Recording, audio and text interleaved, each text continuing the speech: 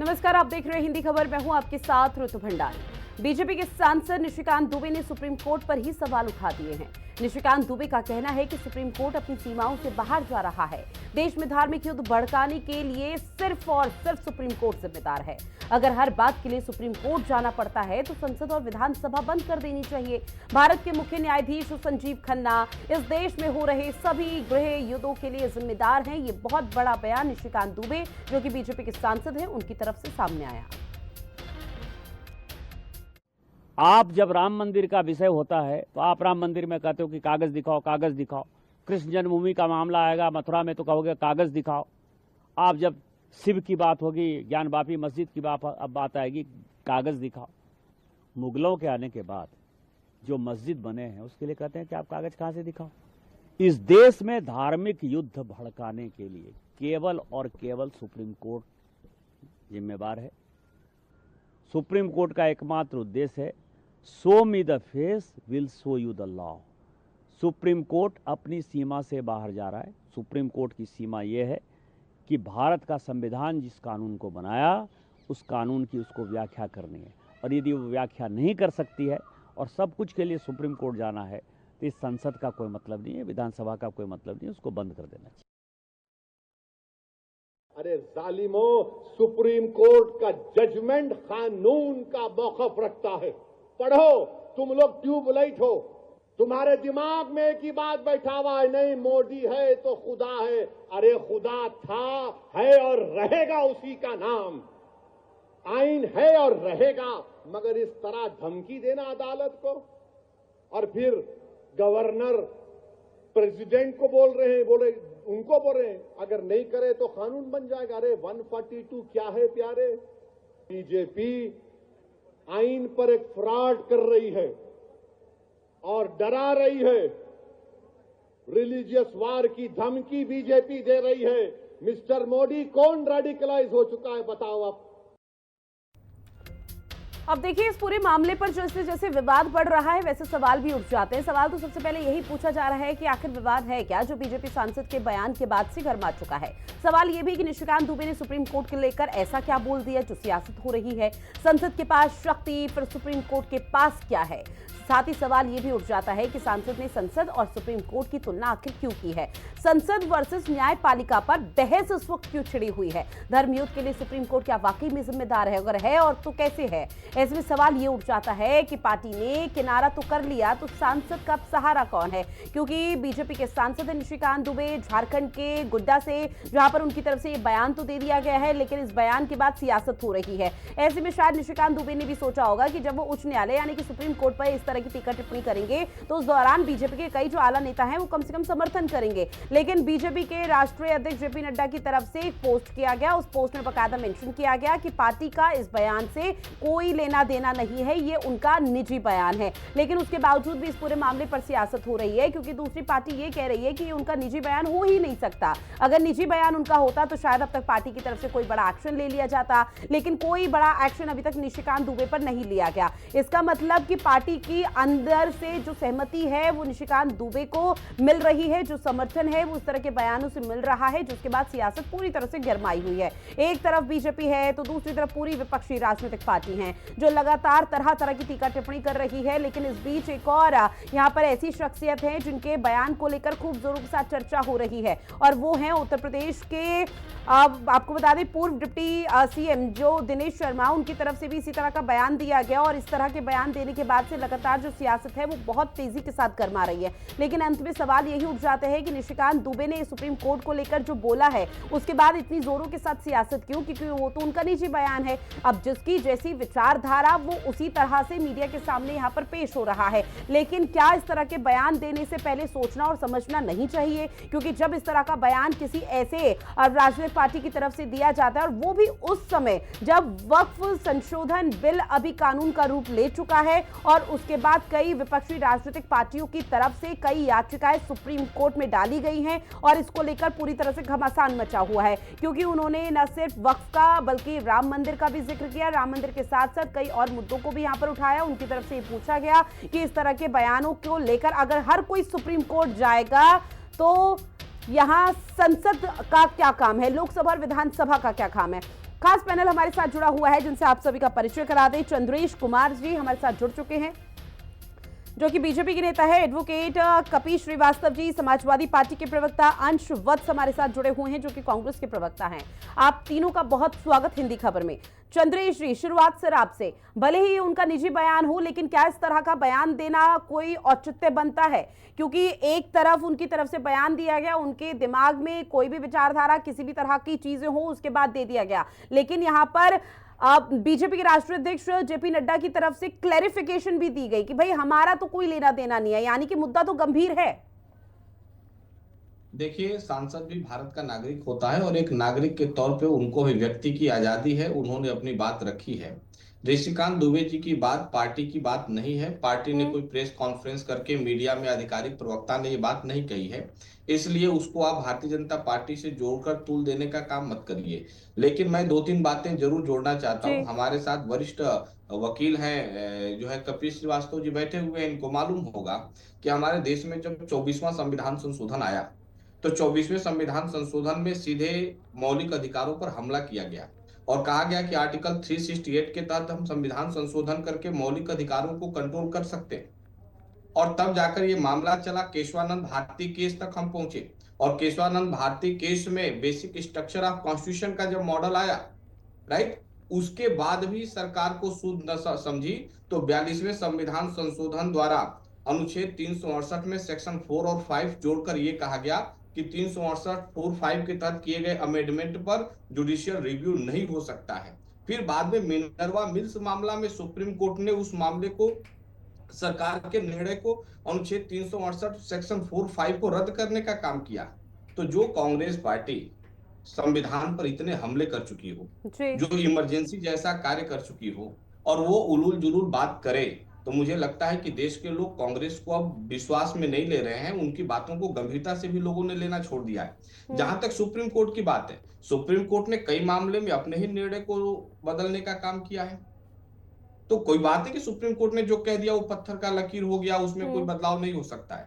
एक आर्टिकल जो है 162 का हवाला दिया जा रहा है, जो बार बार मैं उस पर कहना चाहता हूं कि उसके तहत सुप्रीम कोर्ट उस मामले पर इंटरप्रिटेशन एक तरह से अपना व्याख्यान दे सकता है जिसमें कानून स्पष्ट न हो। जहां पर कानून स्पष्ट है और कोई कानून भारत के संविधान के मूल भावना को कोई ठोस नहीं पहुंचा, कोई मतलब उनको जो है कोई धक्का नहीं दे रहा है या मूल भावना को कोई मतलब ठेस नहीं पहुंचा रहा है, तब तो सुप्रीम कोर्ट अपना उस पर व्याख्यान दे तो बात समझ में आती है। लेकिन जो बातें संविधान और कानून के दायरे में है, यदि उसमें सुप्रीम कोर्ट उलूल जुलूल बात करे तो मुझे लगता है कि ये बात कहना उचित होगा कि सुप्रीम कोर्ट को अपनी सीमा और अपने नियंत्रण में रहना चाहिए। और ये बात हालांकि हमारे साथ एडवोकेट उत्सव शुक्ला जी भी जुड़ चुके हैं जो कि सुप्रीम कोर्ट के अधिवक्ता हैं। सर, आपका बहुत स्वागत करती हूँ। लेकिन चंद्रेश जी, एक मिनट सर, सुन लीजिए सवाल, एक और सवाल आपसे, एक और रिएक्शन लेना है। चंद्रेश जी, आवाज पहुंच रही है सर?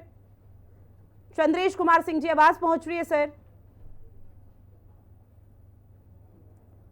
ठीक है, चंद्रेश जी के पास आऊंगी। ऐसे में उत्सव शुक्ला जी भी हमारे साथ जुड़ चुके हैं। सर, आपके पास आते हुए जिस तरह का ये निशिकांत दुबे की तरफ से बयान दिया गया, इसको आप लोग कैसे देख रहे हैं? क्योंकि उनकी तरफ से सीधे तौर पर कहा गया कि धार्मिक युद्ध भड़काने के लिए अगर कोई जिम्मेदार है तो वो सुप्रीम कोर्ट है। साथ ही उन्होंने कहा कि सुप्रीम कोर्ट को अपनी सीमा के बाहर नहीं जाना चाहिए। तो ऐसे में सवाल ही उठ जाता है कि क्या अब इस तरह की चीजें होंगी, संसद और सुप्रीम कोर्ट को एक ही तराजू में तोला जाएगा?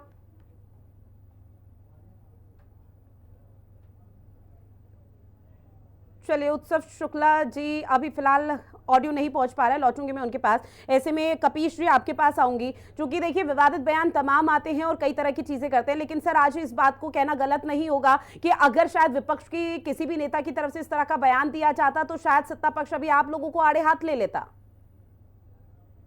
देखिए रितु जी, सबसे पहले तो हम आपके चैनल को और आपको बहुत बहुत बधाई देना चाहते हैं कि आपने वास्तव में लोकतंत्र कैसे मजबूत हो इस विषय को चुना है। आज ये मात्र सर्वोच्च न्यायालय पे हमला नहीं है, ये देश के संविधान पर हमला है।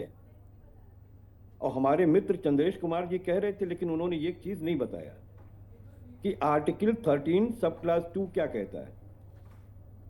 आर्टिकल 13 सब क्लास 2 इस बात को कहता है कि कोई हमारी संसद या विधायिका ऐसी विधियां नहीं बना सकती हैं जो किसी मूल अधिकारों को उन्मूलित हनन करती हो या हनन न्यूनतम करती हो। तो मैं आपको एक चीज पूछना चाहता हूं कि सरकार जब बहुमत में होती है तभी कोई विधेयक पास होता है, राष्ट्रपति का उस पर मोहर लग गया तो फिर क्या वो बदला नहीं जा सकता, या बदला नहीं गया है भविष्य में? और उन्होंने जिन समय जिन चीजों के बारे में कहा जहां न्यायपालिका और विधायिका आमने सामने खड़ी रही जी, तो और उन्होंने केशवानंद भारती से लेकर मिनर्वा मिल और सबका इन्होंने उदाहरण दिया, या चाहे गोलकनाथ केस का उदाहरण ले लिया जाए, तो इस बात को तो कहते हैं ना कि सरकार चाहे किसी की भी हो कभी कभी ऐसे विधेयक बना देती है जो कि संविधान के मूल ढांचे के विरुद्ध हो जाते हैं। जी, और ये ढांचा भी, क्योंकि हमारे मित्र इतनी अच्छी जानकारी रखते हैं कानून की, तो मैं तो चंद्रेश जी सर बीच में नहीं, सर बीच में नहीं, विनम्र निवेदन है सर, बीच में नहीं, इंटरप्ट मत कीजिए। एक बार समाजवादी पार्टी अपनी बात कंप्लीट कर ले, उसके बाद आपसे काउंटर जरूर करूंगा मैं। सुन लीजिए चंद्रेश जी। वो भारत के देखिए मैं संविधान सबसे पर मौलिक अधिकारों अरे पर भाई हमला पहले सुन कांग्रेस लें की चंद्रेश भाई, तरफ से आपको किया मैंने गया सुना है था। बहुत ध्यानपूर्वक, अब आप सुन लें। अब आप सुन लें, अब भाजपा के आप प्रवक्ता हो गए हैं, अगर नेता हो गए हैं तो इसका मतलब ये नहीं है कि आप तो विपक्ष में रह चुके हैं, जानते हैं कि भाजपा के नेता और प्रवक्ता कैसे बात करते हैं, दूसरों को नहीं बोलने देते हैं। जिस कांग्रेस के लाए हुए तमाम चीजों के बारे में आप तारीफ किया करते थे, आप उन्हीं की बुराई कर रहे हैं। खैर उसके बारे में मैं व्यक्तिगत रूप से नहीं कहूंगा, आपको बधाई दूंगा कि ठीक है, अब आप भाजपा की नीतियों से इस देश की का सेवा करना चाहते हैं। मैं सिर्फ एक बात ये पूछना चाहता हूं कि जब आपने इतने केसों का अध्ययन किया तो आपने पाया ना कि इस देश के संविधान का संरक्षण कौन कर सकता है, तो माननीय सर्वोच्च न्यायालय कर सकती है। अनुच्छेद 142 उसको ये राइट देता है कि वो किसी भी मामले के अंदर अपना निर्णय जारी कर सकती है। और देखिए जब राम मंदिर के अंदर निर्णय आता है तब बड़ा सराहा जाता है, जब राफेल के अंदर आता है तो सुप्रीम कोर्ट की बड़ी मान्यता होती है। और देखिए इसका जो विपक्ष थे वो भी कभी इस तरीके से विरोध नहीं किए जिसे निशिकांत दुबे जी ने किया, जैसे हमारे उपराष्ट्रपति ने एक समय पे किया।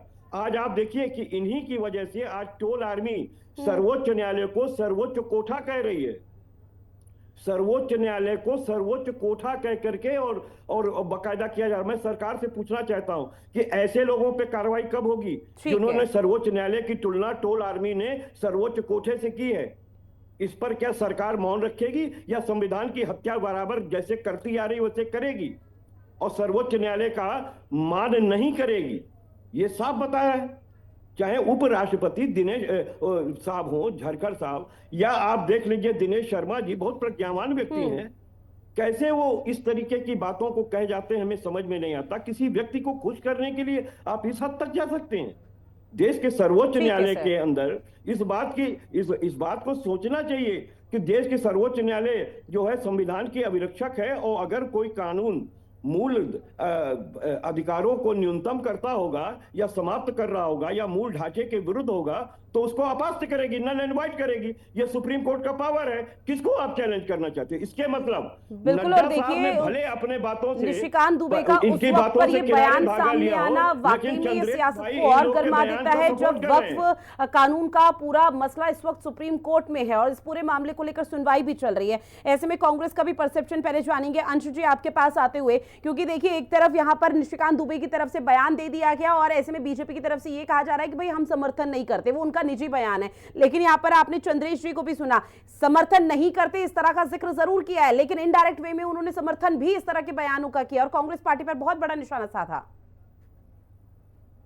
सबसे पहले आपके सभी दर्शकों को मेरा नमस्कार और मेरे को पैनलिस्ट मेरा नमस्कार। देखिए सच्चाई ये है कि आज भी इस देश में जब भी किसी व्यक्ति के साथ कुछ भी गलत जो है घटित होता है तो हर एक व्यक्ति की जो नजर होती है वो सुप्रीम कोर्ट पर होती है। क्यों? क्योंकि उसको न्याय का मंदिर कहा गया है। और भारतीय जनता पार्टी की इस देश के संविधान के प्रति क्या मानसिकता है, इस देश की न्याय प्रणाली के प्रति क्या मानसिकता है, आज उनके तमाम नेताओं के बयान जो है इसका जो है उदाहरण बन चुके हैं। सच्चाई ये है कि जब आपको पक्ष जो है सुप्रीम कोर्ट का, न्याय का पक्ष जो है आपके पक्ष में आ जाए तो आपको सुप्रीम कोर्ट बड़ा अच्छा लगता है। यहाँ पे अयोध्या के राम मंदिर के जजमेंट की बात कर ले, यहाँ पे निशिकांत दुबे जी की पत्नी को लेके भी सुप्रीम कोर्ट ने जब अपना जजमेंट दिया था तो उनको बड़ा सुप्रीम कोर्ट की सराहना कर रहे थे। लेकिन आज जब सुप्रीम कोर्ट ने इस देश के मूल अधिकारों के लिए, इस देश के संविधान के लिए जब अंतरिम निर्णय दिया है तो उनको बड़ा सुप्रीम कोर्ट पर जो है खटकने लगा है। और ये सबसे बड़ा सवाल भारतीय जनता पार्टी से पूछना चाहिए कि क्या एक क्लैरिफिकेशन आपने ट्वीट कर दिया कि हम इस बयान से वाकिफ नहीं है, कि हमारी पार्टी का लिखित बयान नहीं है, क्या ये काफी है, या फिर आप कब उस पर जो है स्टैंड लेंगे, कब आप एक ठोस कदम उठाएंगे? क्योंकि ये पहली बार नहीं है जब आपने ऐसे आपके नेताओं के बयान आए हैं। चाहे वो बात हो कंगना रनौत की, उन्होंने किस प्रकार से इस देश की आंतरिक सुरक्षा को लेकर बयान दिया था कि किसान आंदोलन में जो है अमेरिका का हाथ था, उसके बाद भी आपने सिर्फ एक ट्वीट कर दिया कि ये हमारी पार्टी का बयान नहीं है, और ये कह के आपने अपना पल्ला झाड़ दिया। जब प्रज्ञा ठाकुर ने बयान दिए और गांधी जी पर उन्होंने इतने गंदी गंदी बातें कही, तब आपने अपना पल्ला झाड़ लिया। क्या ये आपका सिर्फ इतना आपका काम है कि आपने बस एक ट्वीट करके अपना पल्ला झाड़ लिया? आपके अंदर एक ठोस कदम उठाने की क्षमता होनी चाहिए। आप उन लोगों को अगर उनसे वाकिफ नहीं रखते, अगर ये आपकी पार्टी का स्टैंड नहीं है, उन लोगों को आप अपनी पार्टी से निकालिए। आपने क्यों ऐसे लोगों को अपनी पार्टी में रखा हुआ है, और क्यों आज आपके तमाम ऐसे नेता जो है बार बार ऐसे बयान देते हैं? और सवाल ये कि ये इतनी ज्यादा बौखलाहट क्यों है भारतीय जनता पार्टी के अंदर? सच्चाई है कि सुप्रीम कोर्ट ने एक ऐसा जजमेंट दिया है जिसको भारतीय जनता पार्टी की सरकार ने अपने बहुमत के दम पे पारित करा लिया। और वो जजमेंट है क्या?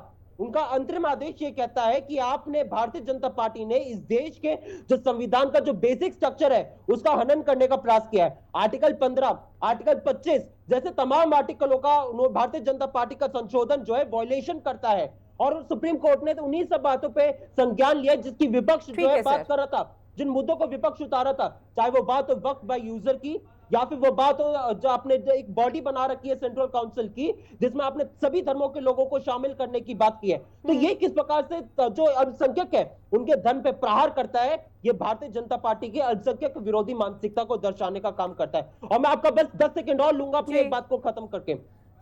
भारतीय जनता पार्टी ने इस देश के अल्पसंख्यकों पे किस प्रकार से प्रहार करने का काम कर रही है, मैं आपको उदाहरण देता हूं। कल ही भारतीय जनता पार्टी ने मुंबई में 90 साल पुराना जैन समुदाय के मंदिर को बुलडोजर से गिराया।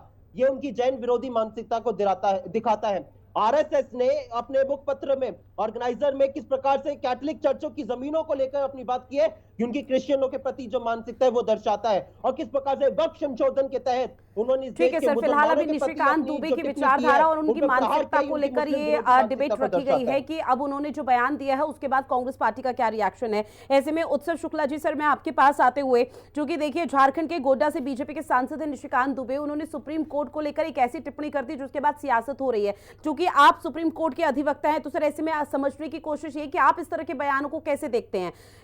निशिकांत दुबे की तरफ से कहा गया कि देश में धार्मिक युद्ध भड़काने के लिए सिर्फ और सिर्फ सुप्रीम कोर्ट जिम्मेदार है। उन्होंने कहा सुप्रीम कोर्ट अपनी सीमा से बाहर जा रहा है। जब सब सुप्रीम कोर्ट का दरवाजा खटखटाएंगे तो विधानसभा लोकसभा किस काम की? देखिए, फ्रीडम ऑफ स्पीच, बोलने का अधिकार सभी को है, लेकिन समझने की जरूरत है कि आरोप और आलोचना दोनों अलग अलग चीजें हैं। आलोचना आप कर सकते हैं, लेकिन अगर आप इंडिपेंडेंस, जो जुडिशरी है वो एक इंडिपेंडेंट बॉडी है, उस पे आप इस तरह की टिप्पणी करना मेरे ख्याल से सही नहीं है जी। अब चूंकि इस तरह का बयान सामने आया है निशिकांत दुबे की तरफ से, तो आपको क्या लगता है कि कोई एक्शन होना चाहिए या नहीं होना चाहिए? क्योंकि अभी महज ये कहा जा रहा है कि वो उनका निजी बयान है। देखिए, मुझे लगता है कि इस तरह की टिप्पणी जुडिशरी के ऊपर करना बहुत ही निंदनीय है, और ये कंटेम्प्ट ऑफ कोर्ट हो सकता है। किसी भी सांसद को यह अधिकार नहीं है कि वो जुडिशरी के ऊपर इस तरीके से बयान दे, इतना भद्दे तरीके से बयान दे, क्योंकि जुडिशरी मेरिट पे डिसाइड करती है सभी चीजों को। और इस तरह का बयान देना ये बहुत ही गलत बात है कि आप बयान दे रहे हैं। क्या इससे पहले किसी भी केस में चैलेंज नहीं किया गया है? पार्लियामेंट से जो लॉ बना है उसको क्या चैलेंज नहीं किया गया है? इससे पहले आर्टिकल 370 जब लाया गया तब भी उसको कोर्ट में चैलेंज किया गया। इससे पहले ट्रिपल तलाक लाया गया, उसको भी चैलेंज किया गया कोर्ट में। ये पहली बार नहीं है जो केस कानून पास हुआ है, संसद ने कानून पास किया है और वो चैलेंज हुआ है। इससे पहले कई बार चैलेंज किया जा चुका है। अगर पार्लियामेंट को कानून बनाने का अधिकार कॉन्स्टिट्यूशन से मिलता है तो जुडिशरी को जुडिशियल रिव्यू का भी अधिकार मिला हुआ है। इस पे किसी को भी प्रश्न चिन्ह उठाने का अधिकार बिल्कुल भी नहीं है। ठीक है जी। चंद्रेश जी, जवाब दीजिए, क्योंकि सर जब आपकी तरफ से चर्चा की शुरुआत की गई थी और अपनी बात रखी गई थी, तब उस दौरान आपने कहा कि भाई ये पार्टी का, ये उनका निजी बयान है, पार्टी का कोई लेना देना नहीं, और बीजेपी के राष्ट्रीय अध्यक्ष ने भी सेम यही चीज कही है। लेकिन जिस तरह से आपने अपनी बातों को रखा, उससे लगा नहीं कि आप समर्थन नहीं कर रहे हैं, पार्टी का कोई लेना देना नहीं है। साफ पता चल रहा है कि आप कहीं ना कहीं निशिकांत दुबे को सपोर्ट कर रहे हैं। और ऐसे में कांग्रेस आरोप ये लगा रही है, जब राम मंदिर, 370, ट्रिपल तलाक, ऐसे कई मुद्दे हैं, आप लोगों के पक्ष में फैसला आया तो उच्च न्यायालय की आपने न्याय के मंदिर की खूब पूजा अर्चना की, लेकिन वक्फ को लेकर कुछ खास फैसला नहीं आया, तो अब इस तरह की टीका टिप्पणी। देखिए, वक्फ को लेकर सदन के अंदर तमाम बातें हुई और वक्फ को लेकर सदन के अंदर तमाम क्लेरिफिकेशन सरकार की तरफ से दिए गए। गृह मंत्री जी ने भाषण दिया, माइनॉरिटी मिनिस्टर ने भाषण दिया, भारतीय जनता पार्टी के तमाम नेताओं ने भाषण दिया। सबसे पहले तो हम वक्फ को ही 2-3 लाइन में समझ लें कि क्या है। जब पहली बात ये कह दिया कि वक्फ कोई रिलीजियस इंस्टीट्यूशन नहीं है, यह एक स्टैच्यूरी बॉडी है, तो उसको मुस्लिम समुदाय से जोड़कर इंटरप्रेट करने की बात यही खत्म हो जाती है, पहली बात। दूसरी बात, वक्फ के पुराने कानून में ये था कि वक्फ जहां भी उंगली रख दे वो प्रॉपर्टी उसकी हो गई। वो ताजमहल पर हाथ रख दे, ताजमहल उसकी, वो संसद पर हाथ रख दे, संसद भवन उसकी, वो सुप्रीम कोर्ट पर हाथ रख दे, सुप्रीम। आप ये बताओ, जो लोग सुप्रीम कोर्ट की दुहाई दे रहे हैं, वक्फ के कानून सुप्रीम कोर्ट से ऊपर नहीं न है? तो वही तो हमने बदला कि यदि वक्फ के किसी प्रॉपर्टी को लेकर कोई डिस्प्यूट्स है तो आप कोर्ट जाइए। पुराने प्रावधान में तो ये नहीं था बात।